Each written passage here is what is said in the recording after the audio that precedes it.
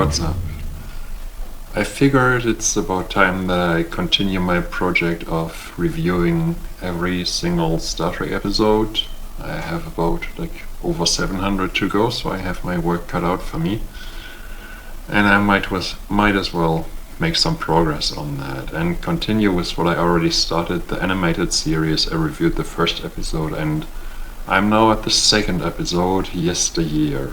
And I'm really just going to make it short because the story is simple. Spock goes back in time because something to him happened to him as a kid, and it shows Spock's childhood on Vulcan, having trouble reconciling his Vulcan and human half, being bullied by Vulcan children, and having his coming of age ceremony in the desert and learning what it means to be Vulcan. Very, very simple. I'm just glossing it over because what I really think about when I watch this episode is how much this character has been ruined by so much retconning. Like, first they had to make Star Trek V The Final Frontier and give him his brother Cyborg, and later on he got a adopted sister, Michael Burnham, and he had to be dyslexic, and he had to never recover from not being able to reconcile his Vulcan and human half, and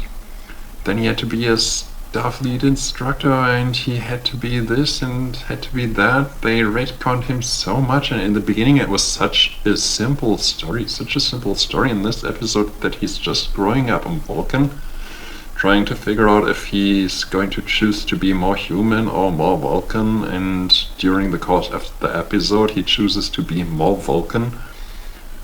And that's simple, that explains the backstory of Mr. Spock, the character from the original series. It's very simple. But no, they had to retcon so much into it. They had to give him a brother, a sister, and everything, just throw everything in there and completely overload the character with completely useless nonsense, and in hindsight that really just ruins it. Just leave it the way it was. It was good the way it was. This episode introduced us to everything we needed to know about Mr. Spock's background, and it's an enjoyable episode. By the way, a little bit of trivia: it's the first time a real Andorian is shown in Star Trek, because the one in Journey to Babel, it's a fake Andorian. It's really an Orion, so it's fake. So this time it's a real Andorian. It's the character that is taking the place of Mr. Spock, because going through the Guardian of Forever he changed something in his childhood. That's what the episode is about, that Mr. Spock had disappeared because apparently he had changed something in his childhood that would make him never be on the Enterprise. So that an Andorian character is there instead. So he goes back in the past and looks at his own childhood, pretending to be his own uncle. Yeah. But like I said, it's a very simple episode, very good episode, one of the best of the animated series, perhaps even the best. Really good classic Star Trek episode.